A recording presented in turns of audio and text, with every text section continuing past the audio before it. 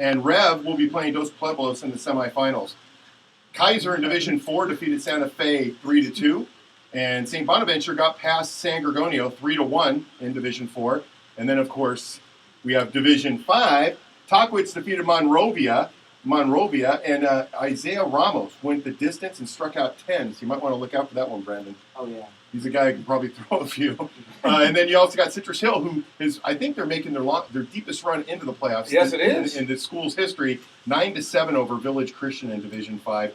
And, of course, Woodcrest Christian beating Santa Ynez 7-4 in 11 innings. Branden Bossiere is here. He's the guy who threw the no-hitter Tuesday. And then what'd you do in that game against Santa Ynez? Well, I got one hit in the 7th inning to get on base. Then someone moved me over to third base on a double, Jordan Keller, and then you scored? I got squeezed in. Yes. Nice. Awesome. There you go. So you started the rally? I did. That's yes. awesome. There you go. And so how's the season been for you? I mean, you guys have done great things. This is as far as you guys have been since 2012. Yeah. So you guys are having a great season. Great season, yeah. A lot of good talent on the team, young talent. So the next couple of years should be pretty good. I'm excited to see what happens. Yeah, and I know Mr. Keller, Mm-hmm. and you guys are stacked with young talent. I mean, lots of guys who really fill the positions. Coach Prater's obviously loving this, huh? Oh, he is. He loves every bit of it. And of course, did you play with Cameron at all? Yeah, last year. Last year, Mm-hmm. when he was a senior and you were a freshman? Yes. Did he give you a hard time? He did. All the seniors gave us all the freshmen a hard time. What's a hard time at Woodcrest Christian? When somebody's giving you a hard time, what is that? I'm curious what that would be. A hard time just cleaning up after practice. It's not that big of a deal compared to public school, as I heard. Hey, grab the Windex and the sponge and you clean that up, young man. Yeah, it's not that big of a deal. So you got to tamp down the mound, you got to clean up the base paths, you got to rake the Sweep the infield. dugout. Yeah, that's not nice. Did you have to do that too, Cameron? Yeah, no, I paid my dues. Oh, so now you made them pay their dues. Yeah, so now we just make the other freshmen on the team do the stuff. So it's kind of good. Pay it forward, as they say. The old Woodcrest Christian hazing. Well, the good part of that is that you became friends with Cameron, and Cameron got you on the show. I mean, Cameron, Mr. Booker, I'm at dinner with my wife, and he sends me a text saying, "I think I got someone for the show. Can I have him on?" Like, how do you say no to somebody who's that industrious? Can't. I mean, he's world famous intern Angel is a guy. I mean, he's a dude, and Cameron is quickly shaping up to be another world famous. Well, Angel brought in Tim Hatch. I mean, True that. True that. So, Branden, you're only a sophomore, Yes. and you're a cog in the baseball team, Mm-hmm. and you're on your way to SC when you get out of high school. Oh, I'm very excited. Well, how did that process work out? I mean, that's not something that's normally happened going backwards, but going forward, obviously, it is. I know it's something they do in softball and some other sports, but I mean, so they offered you as a freshman? Yes.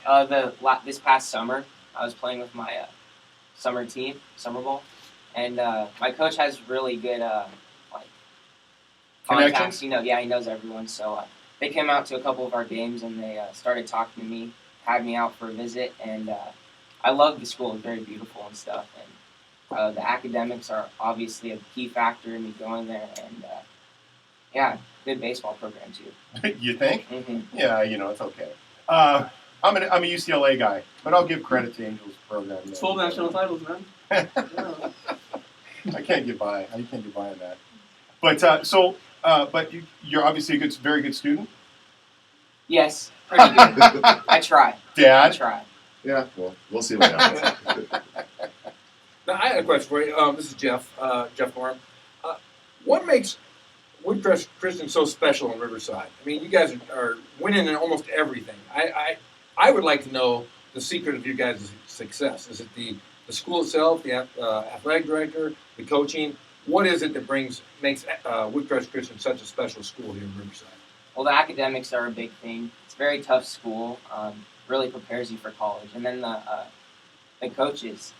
Coaches are well known around the schools. Good winning records and stuff. So that really helps a lot. And then good players at the school. They know kids. They help bring them in and stuff because they're friends, and that helps a lot. Yeah, absolutely. And Coach Prater is he's a standard. Yeah. I mean, he's been there forever. I shouldn't say that. He's been there quite a long time and had quite a lot of success. What has he brought to your game? A lot. he kind of teaches the old-fashioned way of playing baseball, and I really like that. He likes the little things. He teaches the little things to us and stuff. That just really helps. Like when Wes stole home, that really took us by surprise. Really helped us though. Explain that. So you guys had bases loaded. Yes. And you guys stole home with 2 outs and 2 strikes on the batter. Yeah. Small ball. Oh, it's dangerous small ball. Very, that's calculated risk. Yeah. So 2 strikes on the batter. So if the pitcher threw a strike, game's over. Right. We're done. Coach told Wes to get a couple pitches to look at the pitcher, see if he's checking him out, and then he got the okay from coach and stole home, tied the game. And you guys are still alive because of it. Awesome. Yes. I mean, that's Awesome. And as somebody said, it takes a big set to get that it done. does. Oh, really Some clackers. Mhm. Yep. But it's you guys are a jewel here in the Inland Empire. I've been up to Woodcrest several times. One of the nicest facilities I've seen. You guys are really doing a great job up there at Woodcrest, and you have a great future. Can't wait to see you guys next week, and hopefully you can do some damage and bring home a title. Hopefully, we'll see. So on Tuesday, when you threw the no-hitter, you were actually the starting pitcher. I was. And you got pulled in what inning? 5th inning. What? I know. You were in control with the no-hitter, and they pulled you in He was on 5. a pitch Yes. count. So what was the reason? Praetors won ahead of you always. Well, we had to find out who was going to win the game between Santa Ynez and Shadow Hills. Uh-huh. And if Shadow Hills won, we would play Friday. Santa Ynez won, we play Thursday. He took me out with the mindset that I was going to pitch Friday if they needed me. So, and we were up 10-0, so, I mean, it wasn't that big of a deal. I wasn't that mad, but I did want to go 7 innings. But Would that have been your first no-hitter? Or have you done it before? I've done it once. Not in high school? 8th grade, you're going into high school in summer ball. Look at that. Yeah. Very nice. Dealing. Yeah. See what you're getting here, Angel? You're going to be interviewing this guy in a few Hopefully, years. man. I'm gonna have a Hopefully it goes baseball through. card of this guy someday. Exactly. And now how many of your level of player, are on that team? I mean, Keller, I know that Jordan Keller's quite a big Jordan Keller, he's really good. Wesley Scott, he committed to Vanderbilt this past summer. He's a freshman. He's really good. He could really huck the ball. So you guys actually have a team that's it'll be good for a few years going forward. Yes, yeah, Because, we're I mean, very you're young. only a sophomore. Very young, yeah. So at least 2 more years. Mm-hmm. So you can win no, I'm not going to go there. Yeah. We could. Multiple Not one, championships. Not 2. Not 3. 3. Oh, he's doing the He's doing LeBron thing? Yeah. That would be good. I don't think he's going to do that, though. I don't think Prater would be too happy if he did that, though. Well, we really appreciate you coming on the show. Yeah, thank you for having And me. I wish you the best of luck on Tuesday, right? Yes, Tuesday. Now, is that at home or is that going to be at Tahquitz? home game? Home game. So it's a home game. Last Yes. time it was at Tahquitz. No, yeah, it was. Last time it was at Tahquitz. I covered it. Mm-hmm. So I'm getting asked to cover that game. I want to go and watch you guys beat Tahquitz again and watch that the coach of that team get all upset. Let's Oh, get yeah, it'll those be Royal, exciting. yeah, let's get those Royal fans out there and get a home win and put them in the championship. Absolutely. Yes. Well, Branden, I really appreciate you coming in. Tell the rest of the team we said best of luck. And we're going to be looking to see what you guys did. Maybe we'll have you back on next week to talk about your 2 wins in the champ. Well, you guys are going to be playing for a championship on Saturday, so you won't be able to come in. Yes. So Get a we'll free see you in game. the championship game. All right, thanks for having me. Thank you, Branden. Thank you. You're great. Thank Good luck you. to you. Thank you. So we're going to move on because we got a lot of things on the plate here. We've got more softball scores, and we've also got Jim Alexander. One of my all-time heroes. Hey, we're talking longtime columnist of the Press Enterprise. He's an inside guy. He knows everything. And a local legend. He is. He is, well, in his own mind. He's a local is he a Hall of legend. Famer? He is. He's on the wall of distinction. We're pushing to try and get him as a Hall of Fame. One of the best writers of all time, I believe. I have a top 3, and he's in my top 3. Wow, look at that. Yeah, Wow. What, do you play like rotisserie sports writers? I do. Well, I have my heroes were Doug Krikorian Wow. and Mr. Jim Murray. Well, LA Jim's, Times. if he's with those 2 guys, he's in good company. Well, I don't read very much, obviously, but no. Well, when we come back, we'll be bringing Jim Alexander on so we can pick his mind a little bit, find out what he thinks about a few key topics. And there's something I really want to talk to him about, CBU baseball from last week. He wrote a great article. So when we come back on the Inland Sports Show here on Fox Sports AM 1350, we'll have Jim Alexander in studio to talk about sports and everything that is sports. Good deal. Oh.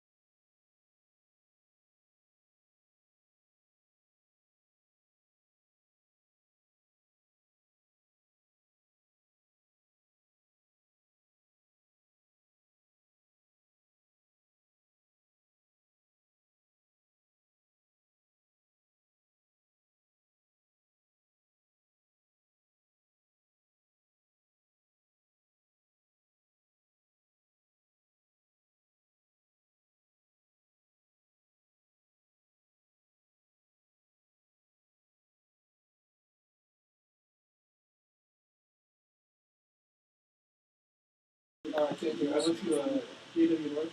Okay. And then 13, okay. Just keep it down to adult work. Because we're picking you up on that. Now here's more with Matt on the Inland Sports Show.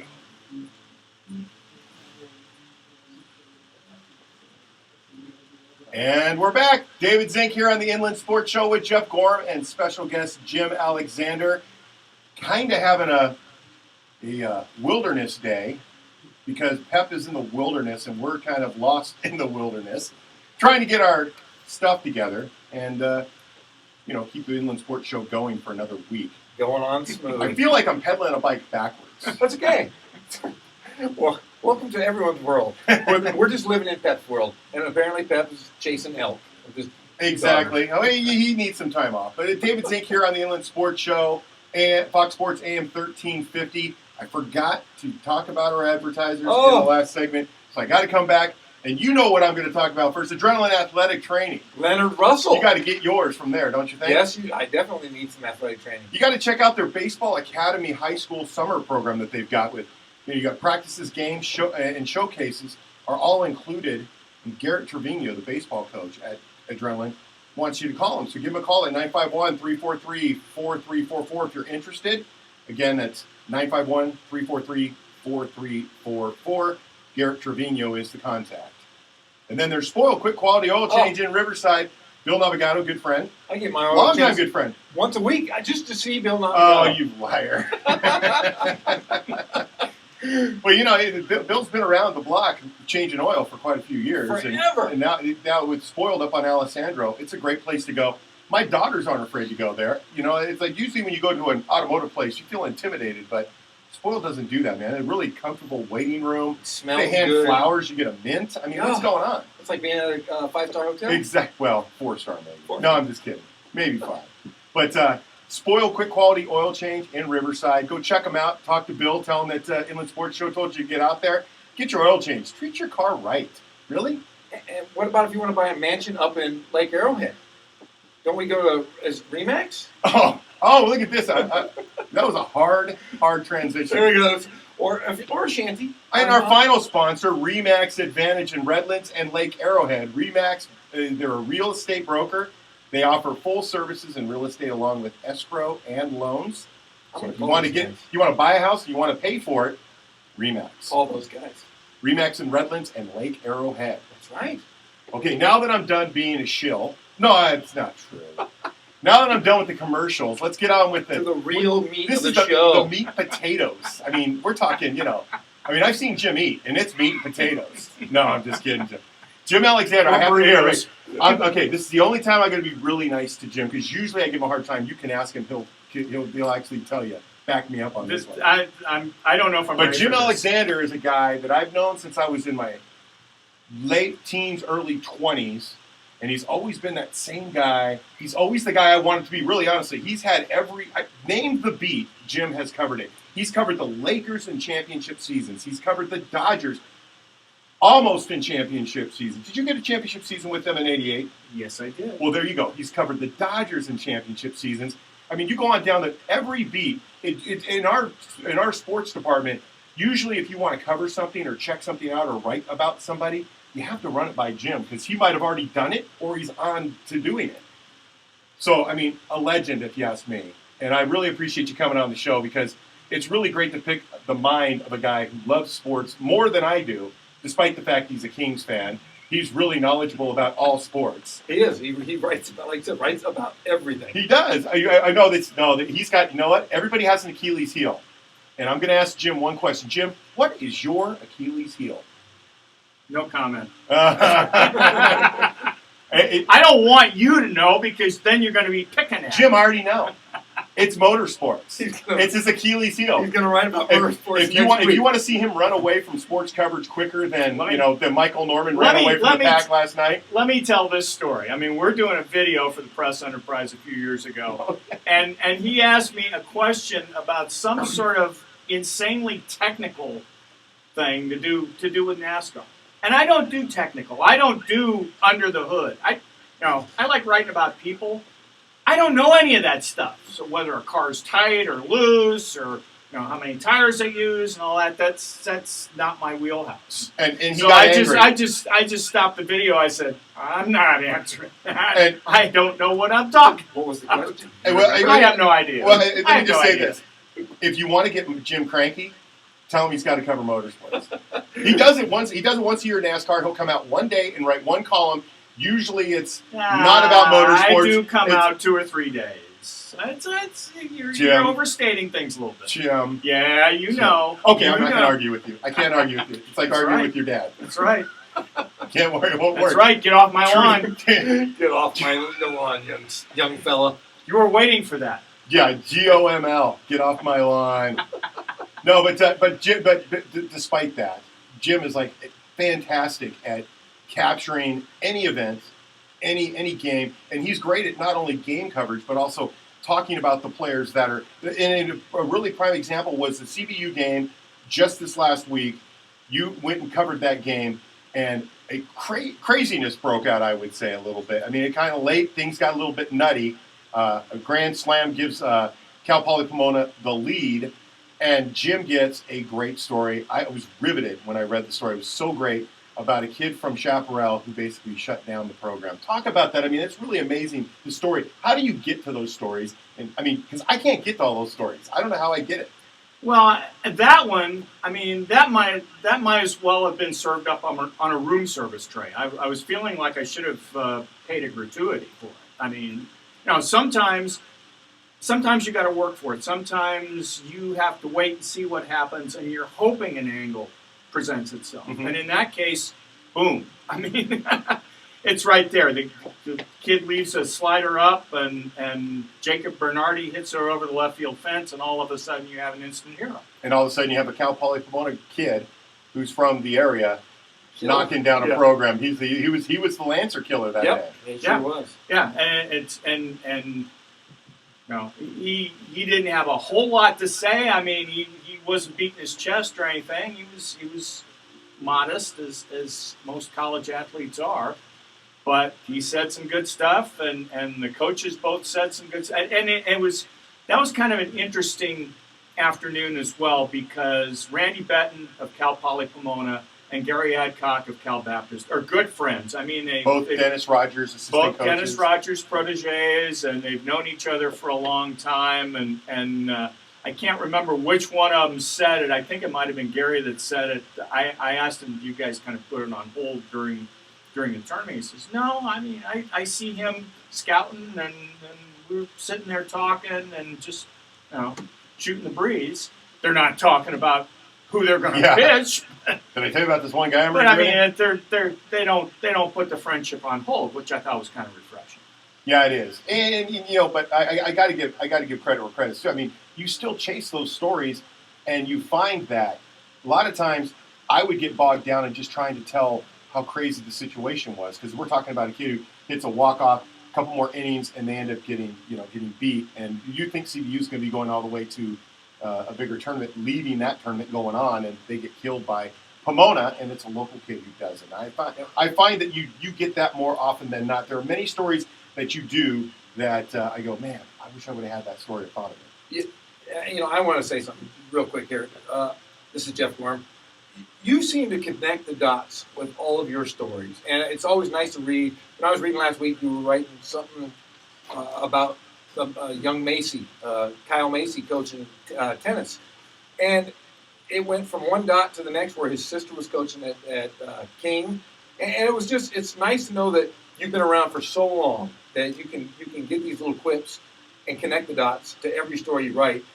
And sometimes you'll write a piece directly about one subject, and other times you'll go off and you'll touch base on every single thing in the area. And it's really nice to see that because it's been gone for so long, and you seem to be the only guy, besides Mr. Zink here, that have connected the dots with the community. So as a reader, as a coach, I really appreciate what you've done, and it's really nice to read. So, Well, you know what's Thank you, I funny? appreciate that. He's always breaking news, and when he came Yes, in, he he said, is. "Hey, I got breaking news." What was that breaking news you had? Hey, the Dodgers are sending Julio Urias back down to AAA.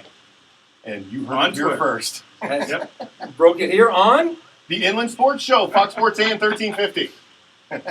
So somebody let Pep know to know that while he's in the wilds of Montana or Idaho or wherever it is, What? we're good. We're good. Oh yeah, no, he doesn't. And in fact, he's probably right now fretting every moment of the show. He's probably listening and he's saying, "Wait till I get back and show those whippersnappers a thing or two." Yeah. Right? Yep. Well, I mean, like I always say, he never gives us the time in show to do stuff. So we kind of, yes, I'm flying by the seat of my pants at this point, but I don't get enough opportunities to actually try it. But we're talking about me. I don't want to talk about me. What I do want to know is, Jim, give me your biggest, the story you did that you're, man, that was just absolutely the best. And then give me the one that you just it was a nightmare.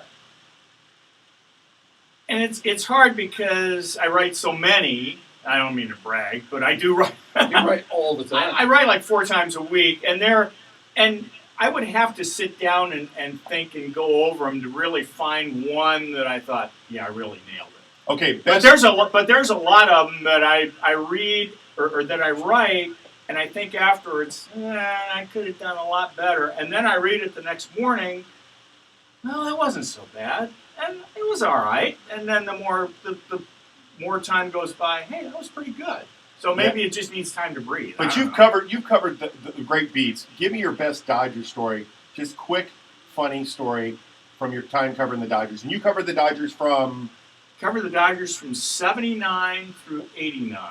So in those 10 years or 11 years, what's the funniest? I mean, come on, Lasorda was in that dugout. There had to be at least, I don't know. The 20 funniest could not get on the air. Oh, is that right? Yeah. They're all inside the dugout. Anything involving Lasorda, I mean, you'd have to bleep it out. But is there a story you can tell us from your time there that's a good, quick little story that would give us a good idea of your time with the Dodgers? Right before, I want to say it was during the 88 NLCS against the Mets. And they played the middle 3 games in New York. And one of the columnists in New York just took off on Lasorda and how he hugs his players and how he's a phony. And this was one of those gossip columnists, I think it was the New York Post, and wrote under the pseudonym The Nose. So we come back to a workout before Game 6, and we're in Lasorda's office, and he gets going about the nose. And like I say, most of it you'd have to bleep out because he tended to go colorful language. Colorful metaphors. Very colorful language, mostly Dodger blue, but that's another point. But he kept talking about, how can this guy called the Nose talk about what I do with my players? He's never been in our clubhouse. If I want to hug my players, I'm going to do it, and I don't care what the Nose. And he just went on and on and on.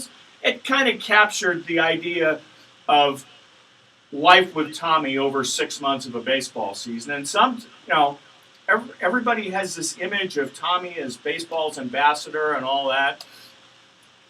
He could be mean.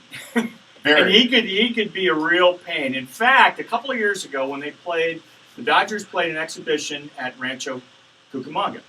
They had a split squad. They were the half of the team was playing the Angels in Anaheim. Right. And the other half came out here, and they had Puig and Gonzalez and a couple of the other regulars. And Tommy was managing the team that night. I used managing in quotes because, he's, God, how old is he now? But anyway, I go up walking around the dugout. I go up to talk to him before the game, and he looks at me and he says, "You tried to get me fired." And I said, "Tommy, even if I had that clout, I wouldn't have tried to get you fired. You got the wrong guy. Oh, you tried to get me. Forget this guy." And that lasted for a few minutes, and then I asked him a few questions. He was fine. And then there's the other stories. The one that I actually got you into, it was really my fault. I think it was my first year as sports editor. And there was a real loud clamoring for a certain swimmer to be interviewed. And oh yeah, I put Jim Alexander on the job, and Jim went and did his job, and then wrote about it. And I don't know if you remember. Do you know who the swimmer was? Female swimmer? No. Okay, never mind. No. Riverside Polly's own. I mean, then. Jim. Tyler Clary. Oh, So- I do. An Who interview we with- do not speak to this day. And that one right there says everything about, first of all, the type of journalist you are, the type of journalism that, because you're no gotcha guy. You're a guy who's going to go out, do an interview. From that interview, write a story that's truthful. And he tried to call Jim out as to making stuff up. And Jim, rather than kind of just let it lie where it was, is like, you know, why don't we just put it out there? Let's put the damn interview out there, and we'll let him decide Yeah. whether it was made up or not. What Tell it that was- story. What was the What best it part of was, that? and he's qualified for the 2012 Olympics in London, and so I went out to the pool that he's training at in Fullerton Right. to do an interview with him, and you know we got a photographer out there, and it was nice and casual, and I'm just asking him questions about his training and about the trials and all that. And I mentioned to him, I know you swam at Michigan, and there was a while that Michael Phelps trained at Michigan. What did you pick up from watching him train? And it was a very innocuous question. It turned into a diatribe. It turned into a diatribe. It was like several minutes long about how he didn't train hard enough, and he's lazy, and he's just asking to get beat. And this was on like a Friday. It was. So I did the story for the following Tuesday. We posted it Monday afternoon. And of course I used it. What am I going to do? I'm not going to not use it. I mean, this is... You wouldn't be a journalist if you did. Exactly. And this was the most interesting stuff he said. So I get a Which call. says a lot about it. Yes, exactly. Exactly. So I get a call Monday evening, I guess it was around 6 o'clock. And it was Tyler Clary calling me on my cell phone. He says, you know that stuff was off the record. And I said, no, that stuff was not off the record. You never said it was off the record. You never uttered the words off the record. No, it was fair game. You said it, and I printed it. And he said, well, can you pull it off the website? I didn't laugh in his face, but I said, no, that's not going to happen. So, and the story behind this is by now he's in the U.S. swimming training camp, where Michael Phelps Having to swim with also is. So him. The he's guy you just having called lazy. he's having to deal with him, and I'm sure his agent had called him and said, "Oh my God, did you see what they wrote? You need to do something about this." So But immediately, it ended up being, Jim, that they were trying to position you as a guy who was like a gotcha guy. right, Doing gotcha journalism Right, and because- caught him off guard. because the first news conference they had kind of a mass news Right. conference. I think their training camp was in Nashville, and he talked about how he was taken out of context. Yeah. And I love that line because athletes don't know what it means, but they figure it sounds good and it might get them out of trouble. And then he talked about how he was trapped into saying those things. And there were a couple of other rationalizations, and people are chipping at me. And so I said, you know what? I've got the transcript.